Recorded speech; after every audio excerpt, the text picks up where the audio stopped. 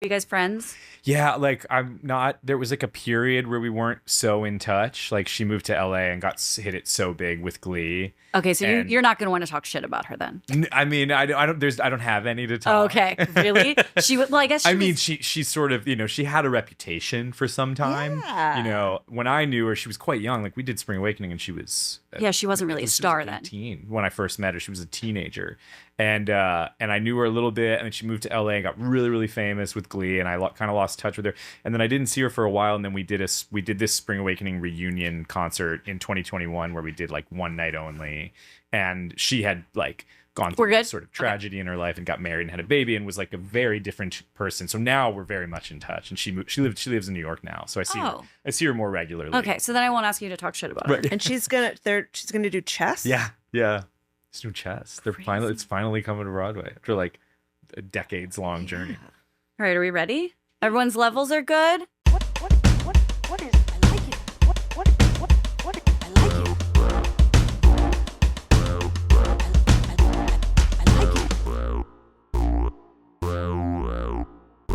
Yeah. Hello, friends, and welcome to an episode of the podcast that only my parents listen to. My parents don't listen to I know it. they don't. They don't. I'm Lala I'm Judith. You're Judith, and we're here. And you're listening, whoever you are. Thank you. What's up? What'd you do this week? Work, the usual. Oh my God. My CSA started. Do you know what a CSA? It's community supported agriculture. That's like the farm boxes? Yeah, the farm brings all the vegetables down, and there are volunteers. And Wait, they I separate want to do this. It's really cool, and it's right around the corner from us, Stanton Street, CSA. Don't tell the people where we live. We could have stalkers Totally now. stalkers. But anyway, so I'm just sort of like getting back into it again, and so like, oh, what are these vegetables? You kind of don't know what you're gonna get until That's the day cool. of, and it's sort of like, what are these? I don't know. Figure it out. So Like, you like get to play Chopped with your totally. box. And like I share it with two other women in my building, so we're like, oh, what do you want? Oh, what don't you want? Oh, like blah blah blah blah blah. How much is it? I don't know. I mean, I feel like I paid like $250 for like 3 months of vegetables. Oh, like, wow. It's not, Okay. Yeah, it's not great. expensive at all. Like it's supposed to be, like an affordable. Yeah, and you're supporting Vegetable. farmers and yeah, no, great. it's all great, and you meet your neighbors, and you have to do volunteer. You have to do two. You have to go and like do the whole thing where you're giving out the vegetables. Oh my God, really? It's really fun. This is so community oriented and fun. it's sort of like you better hurry up and use these vegetables or they're going to go bad, right? Yeah. So what are you making with all your veg? Tell me. So this first time there were a lot of like salad greens, and I love my fucking salads. I didn't realize this until recently that you were such a salad girly. As I'm not. I but love going to the store and like getting all the things that I don't get from the CSA. Like, so I had the salad greens from the CSA, and then I went to the store and I was like, I got the avocado and the onion what's your and the perfect tomato. salad? Okay, avocado, red onions. Love a red onion. Hopefully, I get to pickle them before. Oh yeah. Yeah. Okay. Pickled beets. Okay. Sometimes chickpeas. Okay. I do love a chickpea in my salad as well. Are you a cheese person or protein or what?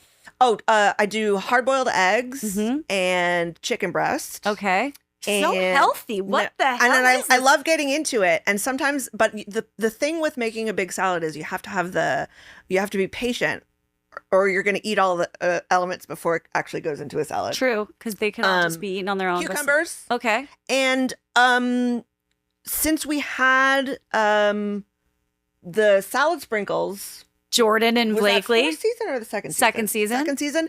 I'm obsessed with the salad sprinkles, and it makes the crunch, because like, okay, you get the crunch from the texture. No, it's so good, and it I feel doesn't like I'm like screaming it's not into this like mic. it doesn't like rip the top of your mouth. Okay, Like, can we they're talk little. about salad sprinkles for a second? Because I am also obsessed with salad sprinkles, but I I'm don't not know putting how them on we did. salads. I know they're Oh. called salad sprinkles. I'm so What are you actually, putting I them think I have some in my bag right now. Like that's how obsessed I am. Like they're a good snack. Dude, I do them in not your hand. put them on my salads. Oh. Hold on. I actually put them on? think I might have them. Yogurt. Yes, every morning. Wait, which flavor? Okay, look, I do. I'm like, put it in my hand. I want to eat it. Okay, these are the chili crisp flavors. That's what I put in. Oh, it's not open yet. Oh, okay. I think I was gonna give it away to someone. Lucky someone. Anyway, I put them the maple flavor Okay. on my yogurt every morning with raspberries. What flavor yogurt? Just Plain yogurt. plain. I'm a All purist. right. And then I'm also obsessed because I'm also a purist with ice cream. Like I like vanilla and I like chocolate, Yeah. but I also like texture. So I want like nuts or something. I'm obsessed with putting those salad sprinkles in my ice cream.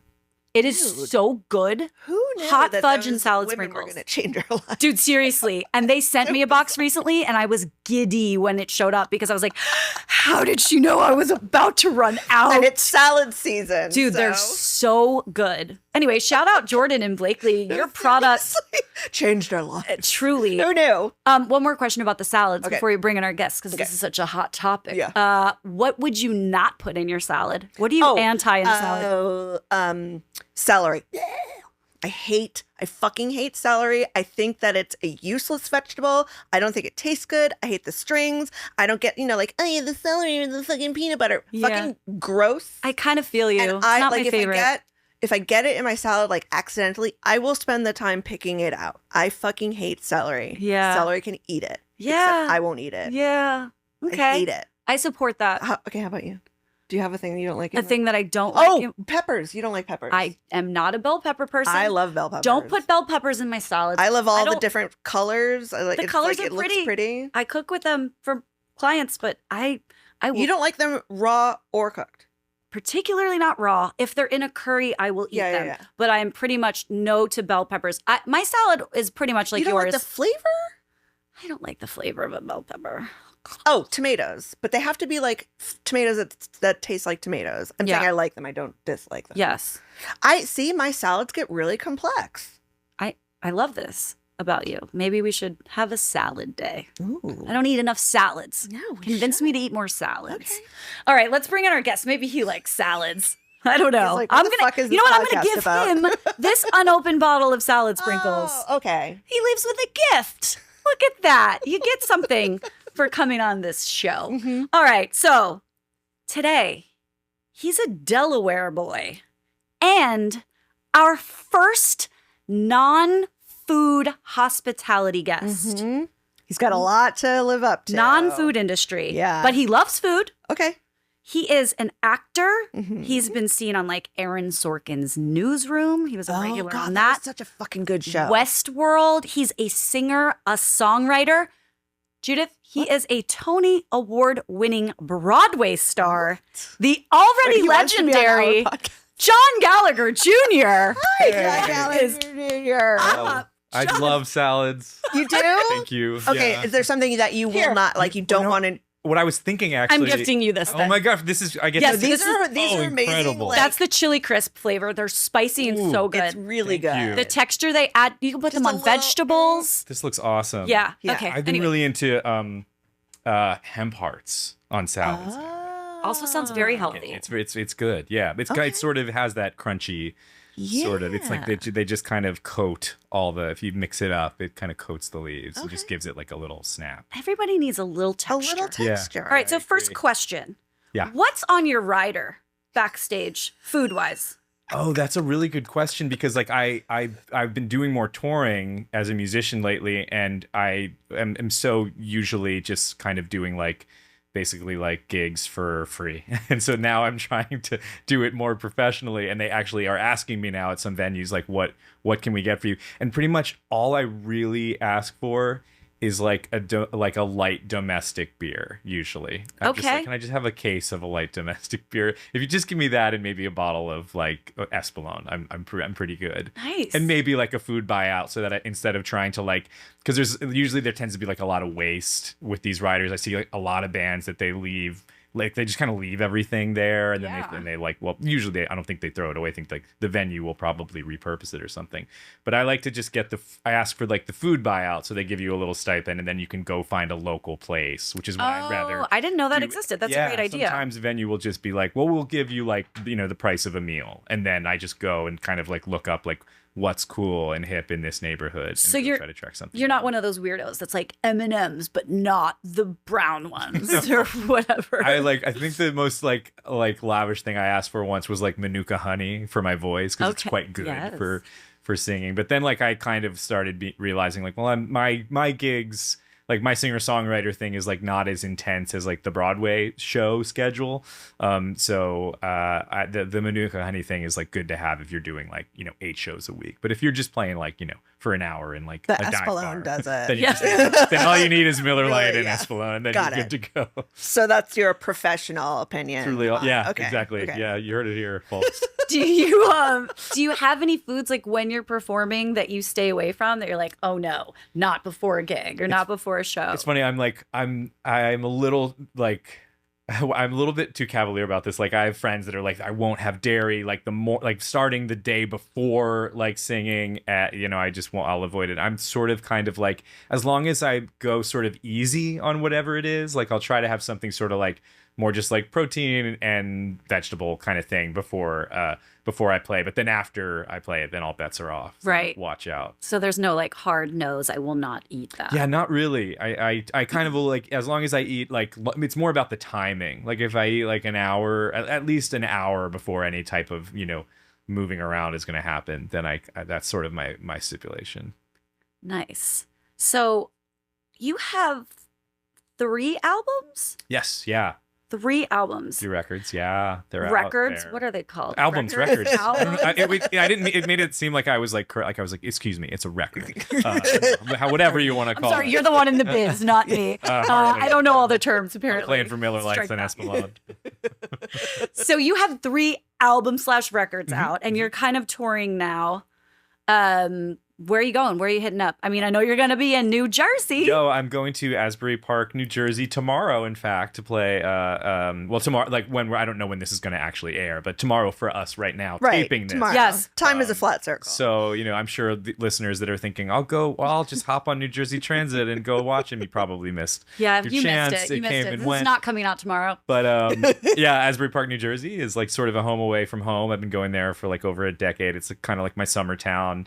And I'm just slowly kind of making my way through all of the venues because they have a really great music scene there. So I'm playing at the... They have like festivals and stuff, they have this right? amazing festival, the See Here Now festival that started a few years ago, which I went to last year, and I saw Bruce Springsteen play on the beach. That's in Asbury fun. Park. It was stunning. I was Wow. just... Did he play for like 15 hours? Yeah. He does like a long He show, played- right? I think Is that his thing? Yeah, yeah, he just plays for a really long plays time. like 4 hours. it's usually like 3:20 something. Like it's like 3.5. Oh, he gives the people what they Yeah. want every time. every time. It's insane. And That he is- went over the local curfew, I think. And I was standing with somebody because he came out like just like a touch late. And so if he starts a little bit late, he won't. It's not like he'll shave the set list down. He Oh will no, just who's going go. to Like, bring hi, Bruce my Springsteen name to is- stop Pull the playing? plug on Bruce. Springsteen? Yeah. And he went a little bit over it, and somebody turned to me and he was like, "That just cost him 10 grand for those like extras." He doesn't five give a minutes." fuck. It's a He drop wants to in the play bucket, hits. Right? Yeah. And he wants to give the people what they want, and that is does. worth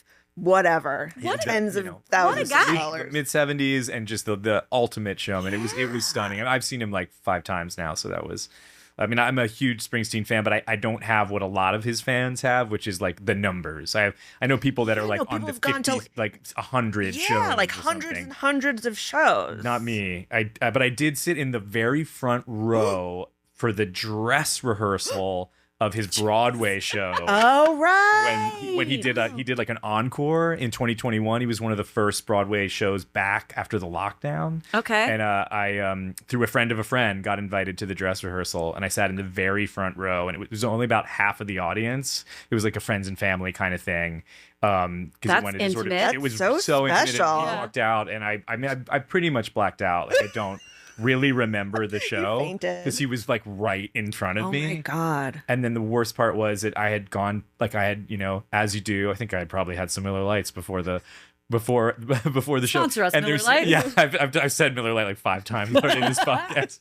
And Espelon, but who's counting? But I had a couple of beers, and I forgot that his thing is like, the Broadway show was like 2:45. I think like it was 2 hours 40 minutes, no intermission, no break. And by the end of it, I really had to pee. Oh, yeah. And it was getting to like the agonizing Mm-hmm. point, but I was in the front row. And I was like, I cannot get up Right. and turn Mr. my back on a Springsteen. performing Right. Wow. Bruce Springsteen. Yeah. He will see me get up and go up the aisle. It's a half a house. It's not like Just, a. I will you just pee gotta my pee pants. yourself. Just I pee your just I gotta would go. have. Just go, I man. made it though. Yeah.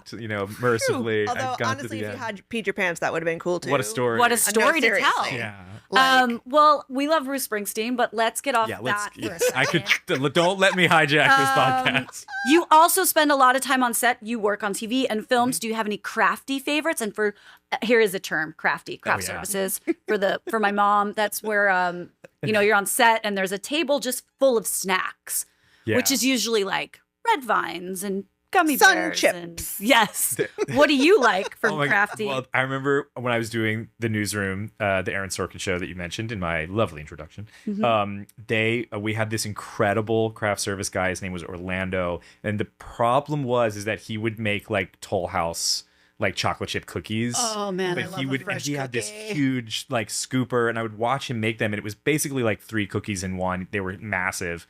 And I would eat like way too many of them. And if you watch the first season of the newsroom, you can just see me putting on weight Because as of the season goes Orlando's on. And it's dog. because of these cookies. Orlando. I'm like so svelte in the pilot. And by the end of season 1, it's like, what's happening with this guy? And I watched it and I was like, oh no. Like when it aired, I was like, something must be done. no more cookies. I have to avoid these cookies. And so I remember I tried to get really, I was like doing like a sort of like a very more paleo thing during season 2, and my snack became just a spoonful of peanut butter.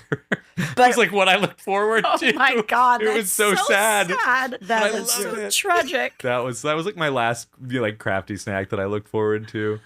Damn. Gigantic Yeah. Toll House cookie. That Oh sounds my gosh. delicious. Okay, so you grew up in Delaware, and both of your parents, June and John, Yeah.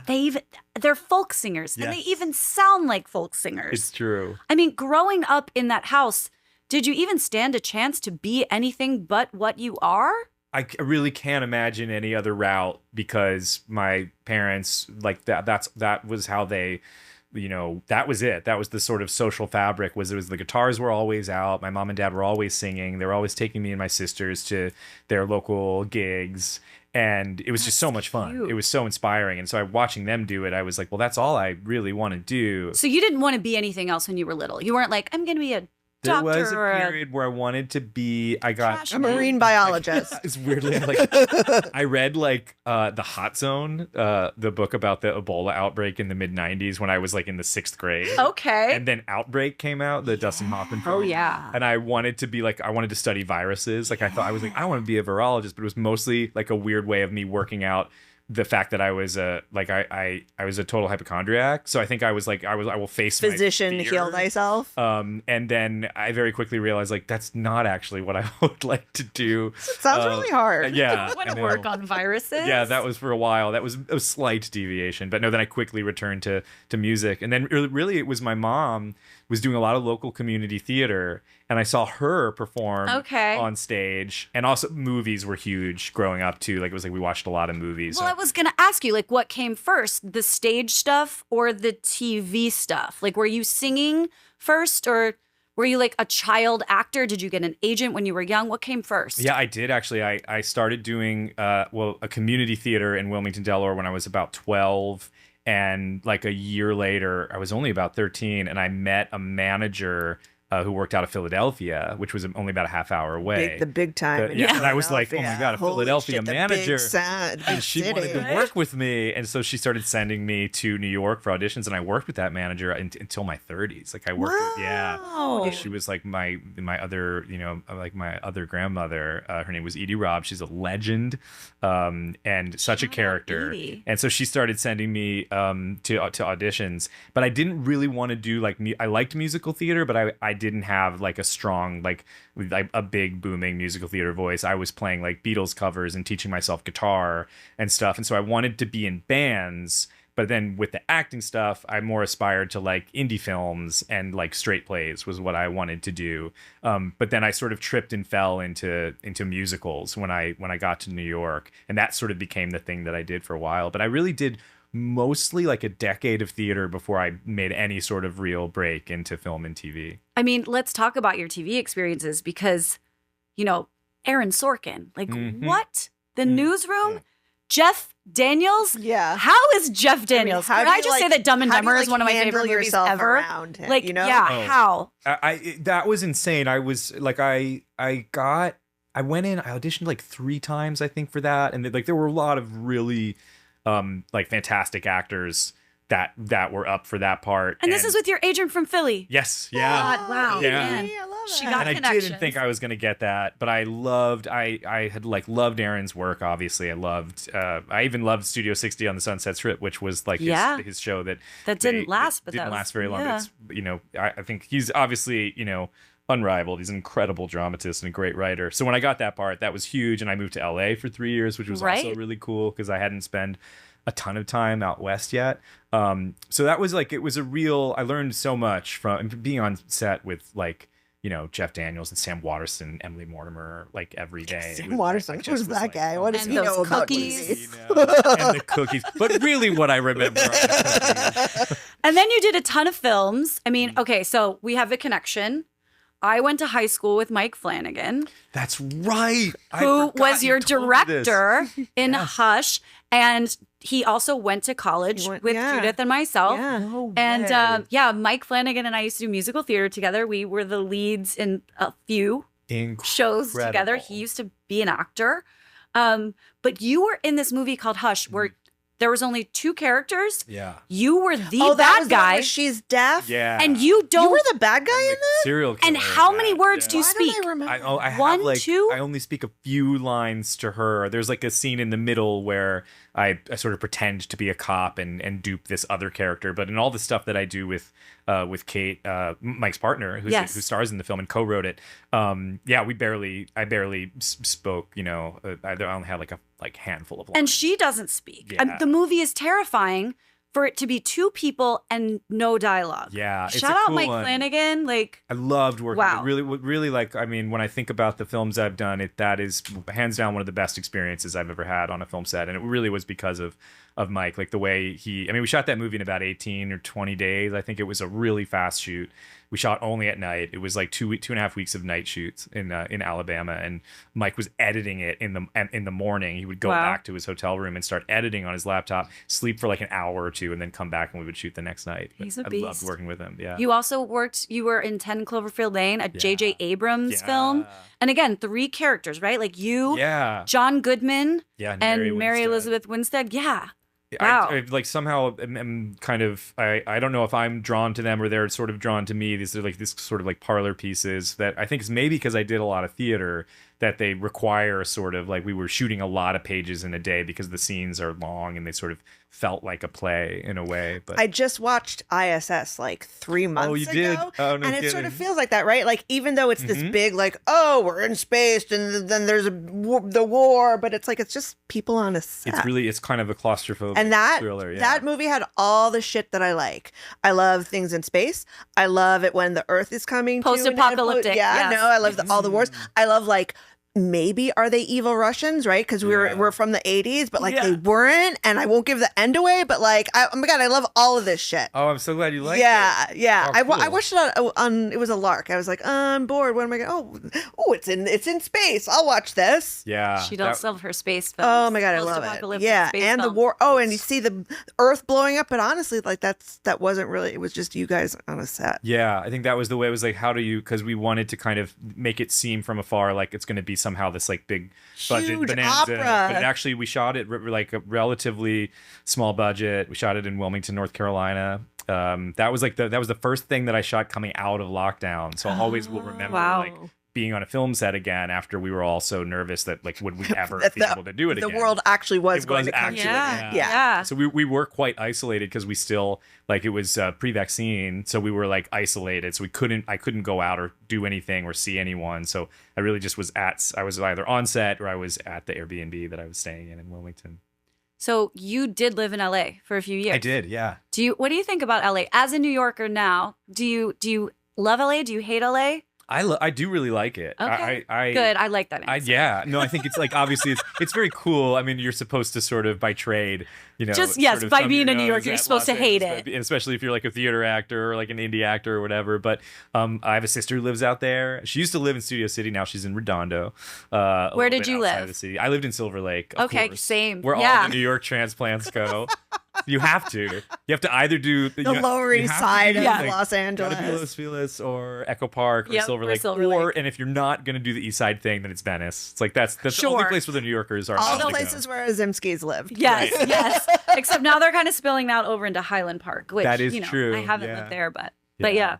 I really did like it, and I like going. I haven't been back in a little while. I did just spend one night in Redondo Beach because I was trying to get to Hawaii and we had a flight delay, so I got stuck in LA, which was great because I got to see my sister, who I don't get to see very often. But it was the annoying thing was that it wasn't enough time to like go to my spots in LA. Yeah. So I do like having like a little layover where I'm like, ooh, I can go to my favorite places in Los Angeles. What are your favorite places in Los Angeles? Tell us. Oh boy! real quick. Well, I will always try to go to Tiki anytime I'm in LA. The It's tiniest fine. little It's like my favorite East bar in Hollywood America. bar. Yeah, it's still there, family owned, independent Still there. since the '60s. And the bartenders still do that ooga booga Yep. chant Oh, thing. yeah.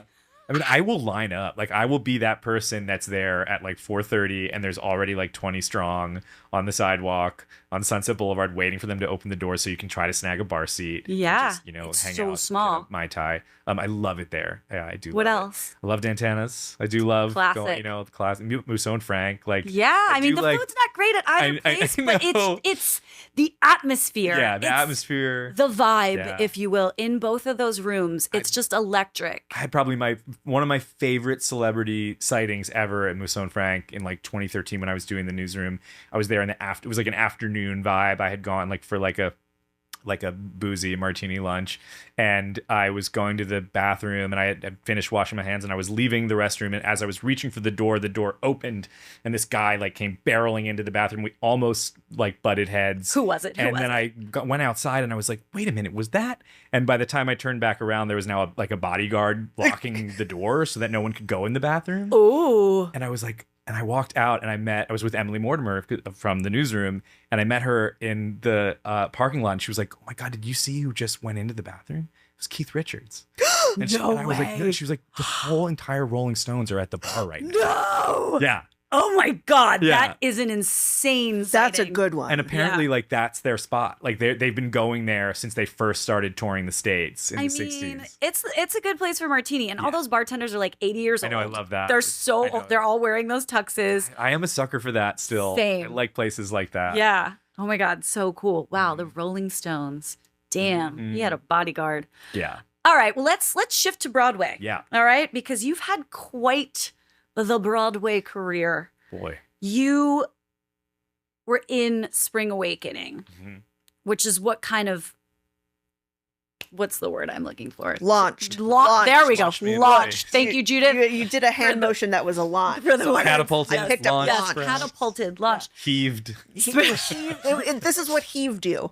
So Spring Awakening heaved you into the Broadway world. How did that come about that you got involved with it? And then you won a Tony Award. Yeah. Like first Broadway show out the gate and you win a Tony? Yeah, it was really What, in crazy. the talent? I was young. I was a wee babe. I was like I had started doing theater, like off-Broadway theater when I was like 15, and I had done a few plays, and then I did a play on Broadway, and right around that time I got asked to audition for it was going to be like a one night only concert of this new musical that Duncan Sheik had written the songs for. Okay, pause for a Yeah, second Duncan Sheik because wrote Spring I Awakening. just found this out in my research that Duncan Sheik wrote that. Yeah. Judith, do you know he had one hit? Do you want John and I to sing it I for know you? the You know I it. know Ready? the name. Let's go. Okay. I am barely breathing, and I can't find the air. Don't know who I am. Do you remember that song? Wait, he wrote Imagining wrote Spring you Awakening? Yeah, he wrote it with he wrote all the music, and then a lyricist named Steven Sater wrote all the lyrics. So they wrote it together, but all the music is Duncan's music. Well, I'm Dude, glad that song, I'm glad that song. That whole record I'm is glad great. that he I had, had that a record. You did? career Yeah. post Well, my his one sister- hit. Like Yeah. it makes me feel better. Yeah, about he's his like life.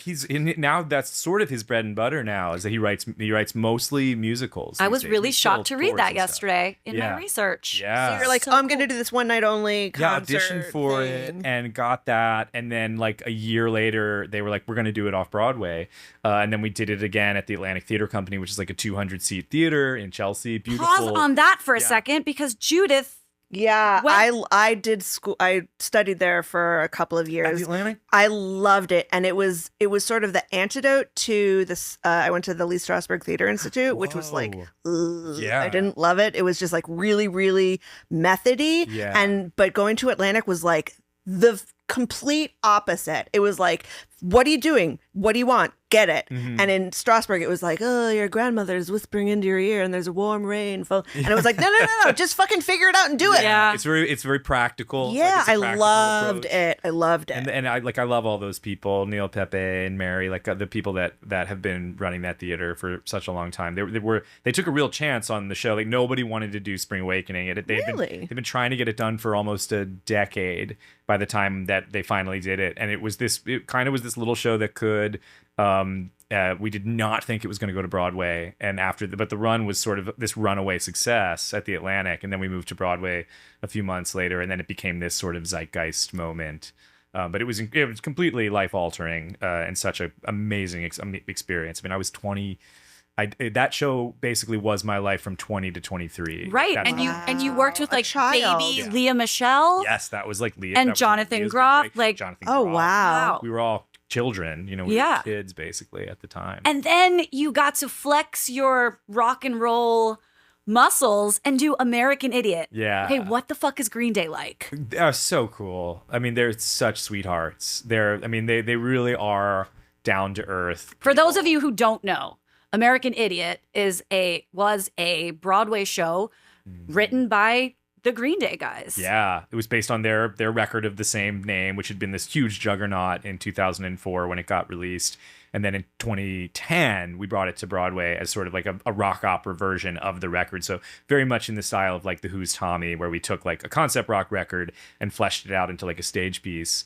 And Green Day, we couldn't have done it without their support. We wouldn't have wanted to, because like if they had thought it was uncool, then we should have just gone home. Like there'd be no point in doing it Right. if they didn't like it. Were they around a lot? They were very around. Like Yeah. they were amazing collaborators because they were like hands on, hands off. Like they would stop in and like check out a rehearsal, but they would never sort of be like, no, don't do it like that. They were very much like, this is your world. We know how to do what we do, but we don't know how to do what y'all do. They So- let you create the Surprising. character. Like that's a real Oh, they were letting not go of your controlling. ego. Yeah, they weren't controlling at all. And then there was even a certain point where Billy Joe stepped in and did the show. Like he did like a run as Saint Jimmy, which is sort of like my character's like bad Remember boy when they alter were a punk ego. band? My I'm God. sorry. Yeah. I had to. Yeah. I'm sorry. I had Yeah. to say it. I had to say it. In I'm conversation, sorry.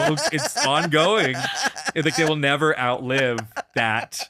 I mean, like I watched the Coachella live stream just to see their performance a couple weeks ago, and I was like, "They're just unbelievable." They're sort of doing the Springsteen thing now, where they're playing like 20-some songs. It's like this career I retrospective, mean, they have so many hits. pyrotechnics and stuff, and they're still just like Jesus Christ, they're we're all so old. Billy is like jumping off of amps. I remember seeing them when I was a teenager. Oh God, what was your Yeah. favorite Green Day song to perform in the show? Oh, I really like. The second song in American Idiot is this 9.5-minute song, "Jesus of Suburbia," which is still, I think, like one of their like ultimate songs. So I love listening to it and I love performing that one. What's your favorite Green Day song, just in general, to not perform? Oh my gosh. Like I might be that. It Wow. might actually even be Jesus of Suburbia. Like I come back to that song. So like there's something about it. But like I like also like When I Come Around, because like when Dookie came out Yeah. and like driving around. And then it came out again. And then yeah. I mean, can you Always even coming out. hear the song American Idiot? I'm sure you can't hear any of those songs Oh, without thinking about being on I stage. cannot hear It's it the such a same different way. experience for Like you. sense memory. Yeah. It like it'll come on, Fuck you know, sense memory. somewhere. I hate it. Sorry. What's the toll of like the Broadway schedule like? Because you're doing 2 shows a day, 6 days a week. Yeah, it's incredibly punishing. You do the common schedule is Tuesday to Sunday, so you do Tuesday night, Wednesday night, Thursday night, Friday night, and then a matinee at 2 on Saturday, and then an evening show either at like 7 or 8 on Saturday, and then the same thing on Sunday. So you do 2 Saturday, 2 Sunday. So your weekend is just like, you know, in hibernation, like sort of very monk-like existence, and you get 1 day off. You get Monday. So Sunday is sort of like your Friday and your Saturday all in one, and then Monday is just nothing but Sunday scaries all day as you wait to start the next week. Right? Yeah. Oh my God. Did you have like during all of your Broadway shows, did you have any spots that were your local hangs after the show that the cast would go to? Yeah, well, I just finished up doing another show on Broadway. We're gonna talk We'll about talk it. about that. Yeah. We went to a place that I feel like I go to a lot in the theater district because there's a lot of turnover in that neighborhood. Obviously, like nothing will lasts in that area, but there is a bar that's been there since the 90s called Hurley's on Okay. 48th Street that I feel like it's a very go-to theater bar. It's basically just like, you know, fried food and pints of Guinness and a good time, and they stay open really late. I love that place. We go there a lot. But also like Joe Allen, which is like the theater restaurant that's been there for a long time. I have a soft spot for that place. And then Bar Centrale is this like, I don't know if you've ever been there. It's up, No. It's like when it first started in like the early 2000s, they really were going for the speakeasy thing. Like they were like, well, don't put us on the internet. No sign. You have to get a number and call and Yeah. ask for a reservation. Now it's on Yelp, and so everything is sort of changed and it's different. But that's very much like the sort of like the theater hang that where you can kind of, it stays open a little bit later. The problem is that you get out of your show and it's so hard to find, like you want to just sit down and have like a nice meal and a few drinks, but it's if you get out around 10:30, 11 o'clock, it, you know, becomes tougher to find, especially in that neighborhood, to Yeah. find something like that. Do you have any horrifying stage experiences or fan experiences? Oh, I mean, Did someone pee their pants in the front row of one of your shows? they might have, for all I know. I've done a lot of shows. Okay, so not that you know of is the We've answer. had to stop. Like I've had to stop shows a few times for people. At one time, I think somebody was just having too much fun. Somebody was a little drunk at a performance of American Idiot. And I think they had to. You had to stop get the show? hero. Really? Yeah, I've had to like. We've had people pass out. There was people passed out a few times during American Idiot. There was a lot of lighting effects, and even with the warning about the loud noise and the strobes and stuff, sometimes, you know, people just can't handle it. But I went up. I've forgotten lines at the Atlantic. I was doing a show at the Atlantic Theater Company in 2008 that was all monologues. Oh, yeah. So, and I enjoy that, but I would rather have a scene partner. Like I'd rather Who play. can save you? Yeah. Exactly. You give them No that one look could, through your eyes. Nobody could save me. And that was really intense because I had to, you know, call for line like from our stage manager and a God. paid performance. Oh shit! Yeah. That is my worst Went nightmare. into the white room, as they, you know, sometimes You call it. just It's glazed like, over. You couldn't have paid me. I mean, they were paying me, but you couldn't have paid me more than you make off Broadway to tell you what the next line was. And I was so terrified that, of course, I went home and then just like binged. Like I was just like with the script, like sleeping with the script for the next few nights. Right, because then you have the Like, anxiety of, oh my God, will am I it gonna happen do again? Will it happen Yeah, and then you again? get the yips about it a little bit. I had terrible stage fright about a decade ago. I was doing a production of a Eugene O'Neill play on Broadway, which was 4 hours. Oy. And Dear it's God. like a classic American drama, A Long Day's Journey into Night. It's considered like the kind of, it is Oh, yeah, never the heard of Godfather of Right? the great American Yeah. drama. Sure. Don't fuck So- that one up. Oh my dude. God. So it comes also with this, you know, if you're developing a new piece, there's this feeling of like, well, nobody can tell me how to do it because we made it, you know. But when you're, you know, when you're walking in the footsteps of giants and, you know, theater titans, there is this feeling of like, Don't if fuck I it up. blow Yeah, this, exactly. they'll never let me back on stage again. So I was really riddled. Did you fuck that one up? I never did. Okay, congratulations. In my head, you would never know it maybe watching the show, but I was imagining my own funeral most nights on stage, convinced that I was not. You'll never work in this town again. I mean, it was Lord, quite that's Gallagher. terrifying. I thought I was gonna. There was nights on stage where I'd be like delivering this 3.5-page monologue, but the monologue in my head would be like, so if I wanted to leave, like, would I say something?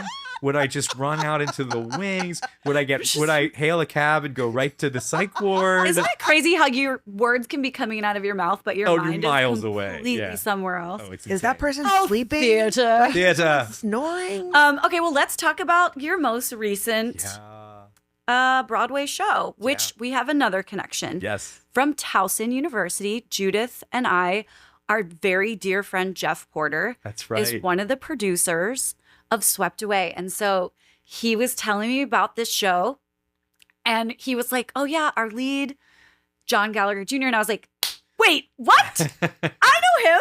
So yeah, what a small world. Yeah. So because of that, my mom and I were able to see before Broadway, we came to Arena Stage in DC and saw the show. And then you guys are going to Broadway. Yeah. I mean, so that's a musical by the Avett Brothers. Yeah. Who are they? Tell the people at home who they are and what the show's about. They're a tremendous kind of roots rock Americana band from North Carolina. Aren't they all from North Carolina? These days? Yeah. No, I think that's where you get. I mean, if you want to play the banjo, you better be from North Carolina. And they do have a lot of banjo in their songs. But they're two brothers, just like in the title, the Avett Brothers. Incredible songwriters. And they made this record called Mignonette in the early 2000s, which is loosely based on an actual I love a shipwreck. mignonette. I mean, don't with we? my It's oysters. delicious, Yeah. right? Oh yeah. With the red wine. onion kind of an. Oh wait, what? Oh wait, where were we? Yeah. And The show. It was based on it was loosely based on an actual shipwreck, but John Logan, who wrote the script, sort of threw that all away and actually did like this kind of fictionalized retelling sprung from his own imagination about a whaling ship that sinks off the coast of New England in the late 1800s. So most of the show, the first half of the show takes place on a whaling ship, and then the second half is 4 survivors of the shipwreck just stuck on a lifeboat for about 20-some days. It has a really tragic ending. Yeah, it's pretty intense. But even more tragic is the fact that I didn't get to see it. I know. it closed. It was within there a and then month, it wasn't right? there. Yeah, it came and went. It was like there was so many tragic factors. We opened at a really difficult time. Like if you're gonna do like the edgy sort of left of center Broadway show, which is almost impossible to do nowadays anyway, you have to have a really huge star usually, or you have to open at the right time where you can sort of build some word of mouth. And we opened in November, right before the holidays, which is sort of a treacherous time.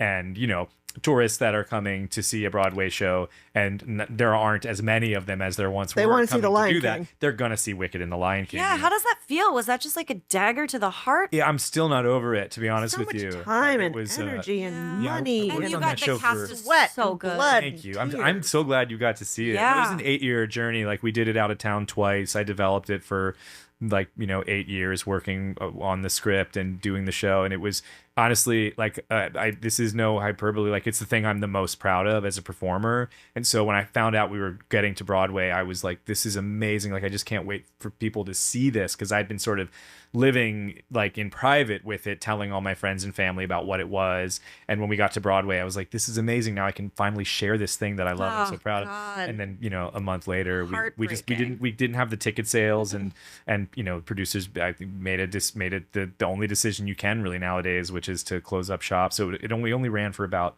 a month really, but we did get like a 2-week extension at the very end. Yeah, which I was saw that. sort of like a sweet little victory lap coda to it, but Heartbreaking. It's not it'll dead and devastate. buried. I mean, this how does this work? This production certainly, yeah, but I mean, it was the end of the road for us. But you never know what's going to happen in the future. Somebody My might God. revive it someday. It's licensable now, so people can put on their own productions. I think like there's a theater somewhere that's going to put on a production of it next that's year. cool. So the future's unwritten, but our time working As on Natasha it is Bedingfield says. so true, right? But no. So past, present, Yeah. we'll get away from the tragedy of all of that, but like past any Broadway show, past or present, what show would you want to do? Oh, I have this fantasy of doing Who's Afraid of Virginia Woolf one day. The role Nice. of George is like that's one of my favorites. That's my husband's favorite show. Oh, it's of just all it's so time. good. It's Yeah. another one of those, just like the dialogue. It's so rich. It's so deep. I feel like you could do that 1,000 times and still barely sort of scratch the surface of those characters and the kind of dark humor of it all, and the crushing sort of family drama and tragedy. That's really like the only one as far as the greats go. Like You don't want to be in Les Mis or Cats? I haven't. I mean, Mamma Mia's coming back, you guys. hey, that's right. What's your favorite medium, would you say? TV, film, stage, music, touring. Do you have a favorite? I mean, I know they're all so different. Yeah, I mean, these days it's like I've been writing a lot. I've been I have a couple of screenplays that I've been trying to get off the ground, and I've been loving that. But I don't know if I love it yet because nothing's been produced. But I really do love theater and music. Like I think writing and playing my own music, and then being on stage as an actor, like it doesn't get more exciting than that. Film and TV fun as well, but the immediacy of live performance. Yeah. Is something that I just you can't get it anywhere else. All right. Well, we're going to play a little game real quick. We've got like 10 minutes left. Sweet. Okay. So you're in touch with your instrument, Yes. right? Meaning your voice. Put this Yes. blindfold on Okay, that man, wonderful. or have him put it on. Great. I trust you, Okay. Let's see. Gallagher. You're in tune with your instrument, Gallagher, but are you in tune with your palate? Oh. That's no. the name of the game. Is John in tune with his palate? We've got 5 condiments for you to taste. And Okay. what's he going All to right. stick his finger in this? Stick your finger in it. Great. Wait, but should I put his finger in? How will I Yeah, know? help We him. did not workshop this. We didn't obviously. workshop There it. was no rehearsal. Yep. Go ahead, Judith. Help him out. Okay. We love blind tasting things, and we Yeah. love putting blindfolds on men. Yeah. Oh, great. Okay, great. Now okay. Now that your cool. finger's Yeah. covered in condiment. Okay. This is great. Here's number 1. I would say good old fashioned ketchup. There you go. Ding, ding, ding, ding, ding. Okay, great. Condiment number 2. Okay. Just take a little. Yeah. Okay. Oh, he's smelling. smelling See, it. he's using all his senses. That's like What is it? is that like like a spicy mustard? Or like I'm getting like wasabi, but the texture doesn't feel like wasabi. You can come back to it. Give him this one. Thank you. Is John Gallagher in tune? Could I thought that was be? very clever. Yeah, I In love that. tune with in your tune. palate. You guys see what I did there? I did. Okay.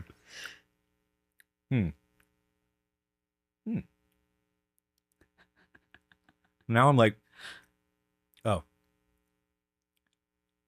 Now you're rethinking the last one. is that relish? No. No. That is Dijon mustard. Dijon. All right, you're 1 and 1. Give him this one. I'm gonna totally blow this, you guys. Well, that's fine.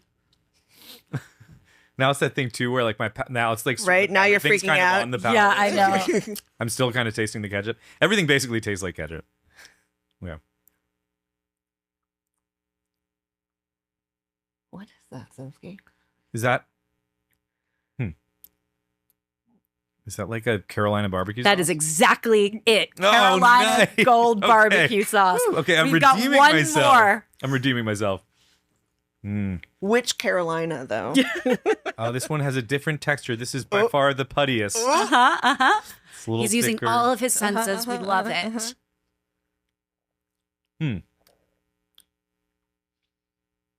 That's wasabi. Oh, the man has a palate. Do you want to go back to the second one? Yeah, let me try again. Let me see. I really am See, actually we just nervous. tried to work food in any way that we could on this podcast. Yeah, really. stick your finger in it and taste it. Is it horseradish? It is. Yeah. Ding, ding, ding, Okay, ding. that's why I was getting the Yo, wasabi thing. Congratulations. You can take that Whoa. blindfold off. You are, in fact, in tune Oh, with your palate. Nice. All right, so now we get to the segment Mhm. that we like to bitch. All right, Okay. because yeah, keep that on. That looks good Does on it you. look cool? Yeah, no, Um, it looks nice with your shirt. Things that piss us off. All right, we like to call this segment. Do you know how to do an air horn? Give us an air horn. Like the beep beep beep. yes, Good it's job. like Good this. job. Our gift from Frankie. I'll always have that nearby. It's called I don't fuck with that. Fuck with that. I don't fuck with that. Judith, why don't you go first? Okay. What are you not This fucking with? doesn't happen very often because I'm not like as knowledgeable in the food space as perhaps you are. But there have been times recently where I've known more about what the server is describing than the server is describing. They're like sort That of reading from the notes, really and it's like, dude, pisses I me work, off. I work in the accounting department, and I know more about this dish than you do, and like this is your job. How embarrassing for you! Yeah, that really is. Also, like just take the time to know the Take ingredients. the time to know it, or like fake it. right? Yeah, absolutely. Like, I guess as a that s- person just I've really been does a not care. server, and I know that you fake it a lot. You do. right? You You're like, just then you make mention shit shit. up, and they're like, oh, okay, that sounds great. Like, you just own it. You just make words up, and they're like, oh yeah, exactly. So like, fuck you if I know more about the food than you do. Weird. Well, you are an expert. But I'm You're an not. armchair expert. But I'm not the server. Like you, the server should know more than me. Come Agreed. on. Agreed. That really pisses me off Really? too. I don't fuck with that. I don't fuck with that either. John, don't what do fuck you with that not either. fuck with? I don't fuck with like a really clear last call.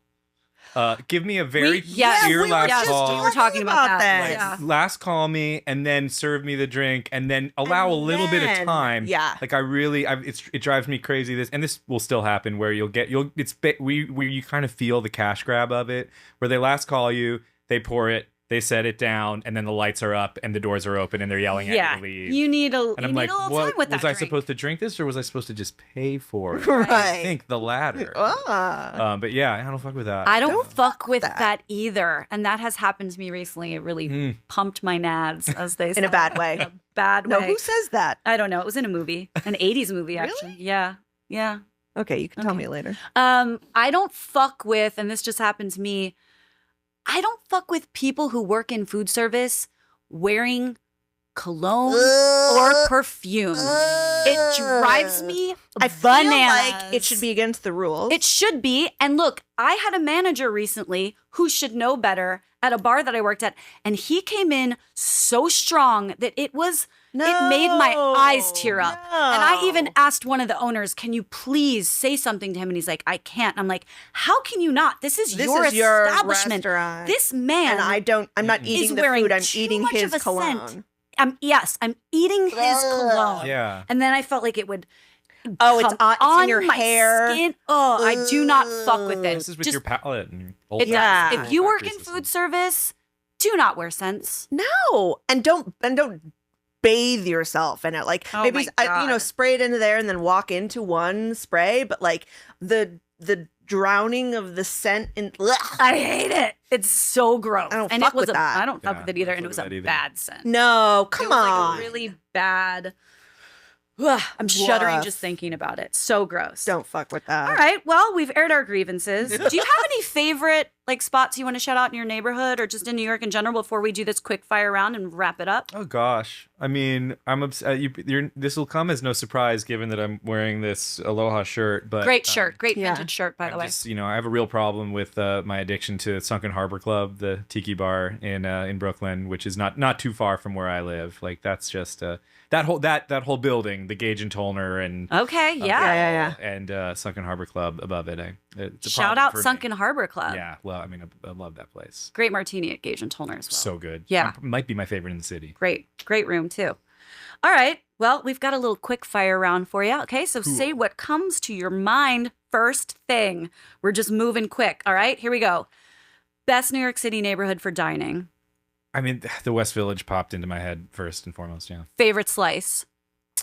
Oh God, it used to be this place, Village Pizzeria, that's gone now. That was just below 14th Street in the West Village again. But I walked by the other day and it closed. Oh no. I need to find a new one. Okay. Well, Okay. you'll be on Get the hunt back to then. us. Yeah, I got to get back to it. Go-to drink or cocktail. I mean, I love a margarita. Love a margarita. Yeah. Miller, was it Miller? Miller Lite. Yeah. I love a good margarita and a Negroni. Your I'll never dressing say- room hype song. What really gets you going? Oh, what? It's usually some sort of like Badlands by Bruce Springsteen or something like that. Something that's really like let's go out, let's go get them, Let's go get go him. do this. Yeah, Bruce. Come on. Not that we believe in this, but guilty pleasure. Oh yeah. what someone else might describe as a guilty Right. pleasure, but Sure. I mean, would like I think again will come as no surprise given the shirt that I'm wearing, but like really sweet fruity cocktails, frozen cocktails. Okay. Okay. The Just man like, loves oh a my God. frozen. Hey. I do. And you're not scared Go to admit for it. it. I love that. No shame in the game. What are you watching? Oh, I'm watching the rehearsal. Oh my yeah. God! We Are you? just Wait, finished where are I you? haven't finished. I have one left. Wait. Okay, but okay. So have you been avoiding have you been avoiding the internet because they're like it's a huge spoiler? I think I got it spoiled, and then I think my I, husband said is a it. commercial airline pilot. Okay, we could talk about Yes. this. I want to talk to For- your husband. Oh my hours. gosh. No, It- I we could. will after. And my cousin went to law school with one of the attorneys for HBO. No so she's going to get back to us. kidding. Like I'm obsessed with it. Yeah. Okay, we'll talk later. Yeah, It's yeah, that's I'm in crazy. the middle of that, and I'm about to start the new season of Couples Therapy, my favorite show. Okay, dope. What do you cook the best? But I'm pretty good with eggs, like breakfast, like Okay. like What Oh, any- All okay, eggs? okay, Kind okay. of Your eggs. hard boil, like what? Do you have a hard boil strategy? Because as a salad kinda wing it person, each time, I don't. That's the one thing I have, like It's really good right. fried eggs and scrambled. Okay, yeah. eggs, But not really good. Like Okay, I kind of wing it get every back time. to me Yeah. because that's the real yeah. or poached. The poached and the hard That I have boil. not Poached is mastered difficult. either. Yeah. No, yeah, no. A little vinegar and a little whirlpool. Get a swirl. Yeah. Recent artist, like newer artist or album that you find yourself loving. Well, yeah. What have I been listening to so much of recently?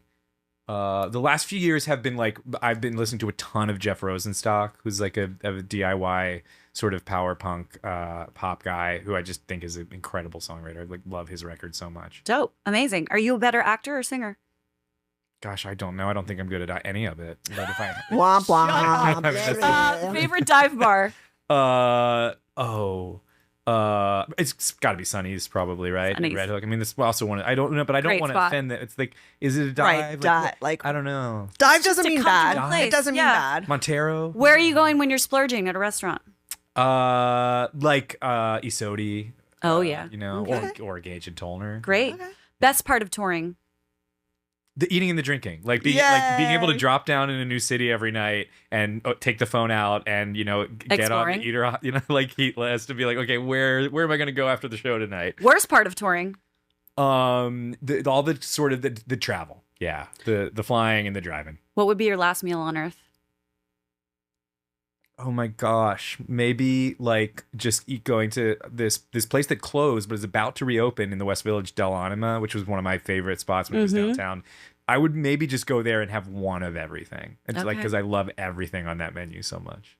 And the most recent thing that you loved that you put in your mouth, what was it? It was in Hawaii actually. I went to Hawaii for the very first time, and there's this place that I went to on Oahu called Adela's Country Kitchen, which is Okay. like this amazing, like it's in a strip mall, and it's all like handmade noodles. They have like 100 different noodle dishes, and it's like this sweet little woman makes them, and it was amazing. In a It strip was mall. I delicious. love Yeah. when you find gems where you Yeah. least expect it.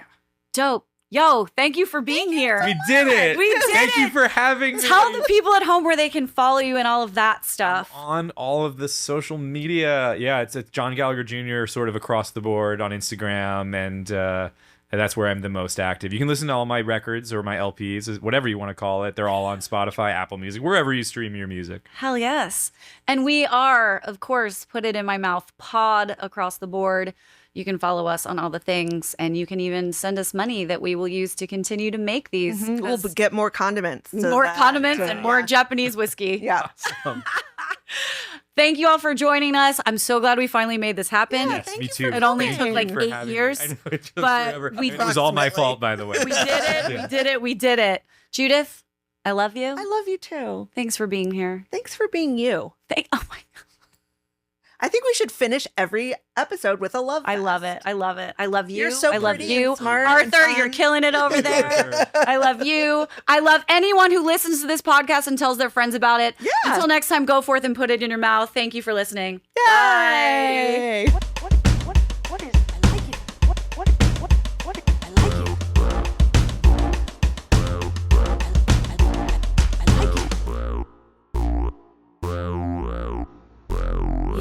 Put It In My Mouth podcast is recorded in New York City at WTF Studios and hosted by Lala Zimsky and Judith Basich. It's produced by myself, Lala Zimsky, and entirely self-funded. So if you would like to support or sponsor an episode, please reach out to putitinmymouthpod@gmail.com. We would love to take your money. You can also support us on all socials across the board at Put It In My Mouth Pod. Our intro and outro segments were created by Tyler Milliron. Our theme music was composed by Javier Dunn. Our editor is Saeem Asif. Please leave a review. It means the world to us and helps us get seen. Thanks for listening.